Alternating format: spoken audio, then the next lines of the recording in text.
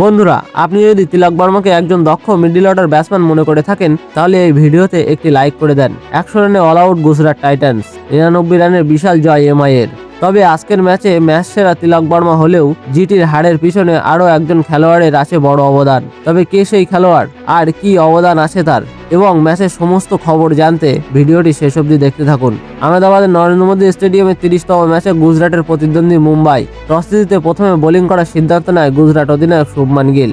মুম্বাই ব্যাটে নামলে তাদের প্রথমে ধাক্কা দেয় কাগিসো রাবাডা, ফিরিয়ে দেয় দুই ওপেনারকে। এমআই এর নতুন ওপেনার দানিশ মালাওয়ার মাত্র 2 রানে ও তারপর দ্বিতীয় ওপেনার কুইন্টন ডিকককে 11 বলে 13 রানে, কিন্তু এর পরেও নামান ধীর করেন 32 বলে 45 রান। মিডল অর্ডারে সূর্যকুমার যাদব 10 বলে 15 রান করলে আবারও রাবাডা এসে তাকে বোল্ড করে ফিরিয়ে দেয়। তবে এবার আইপিএলে অফ ফর্মে থাকা তিলক বর্মা আজকের ম্যাচে তার সেরা ইনিংসটি খেলেন ও 45 বলে নিজের সেঞ্চুরিটি পূরণ করে শেষ অবধি নট আউট থাকেন। তার সঙ্গে ক্যাপ্টেন হার্দিক পান্ডিয়া 16 বলে 15 রান করলে মুম্বাইয়ের স্কোর গিয়ে দাঁড়ায় 20 ওভারে 5 উইকেট হারিয়ে 199। গুজরাটের জয়ের জন্য দরকার 200 রান। জিটির বোলারদের মধ্যে কাগিসো রাবাডা 4 ওভার বল করে 3টি উইকেট নেয় 33 রান দিয়ে।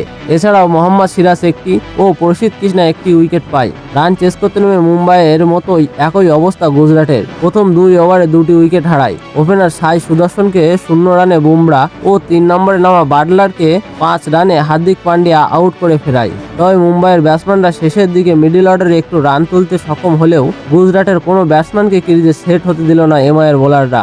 এবছর প্রথম ম্যাচ খেলতে নামা এমআই এর অশ্বিনী কুমার ধসিয়ে দেয় গুজরাটের মিডল অর্ডার। একে একে সকলেই আউট হয়ে ফিরে যায়, যার কারণে 15 ওভার 5 বলে মাত্র 100 রানে অল আউট হয়ে যায় গুজরাট। সকল ব্যাটারদের মধ্যে শুভমান গিল 13 বলে 14, ওয়াশিংটন সুন্দর 17 বলে 26, শাহরুখ খানের 13 বলে 17 ও শেষে রাবাডা 14 বলে 12 রান করে।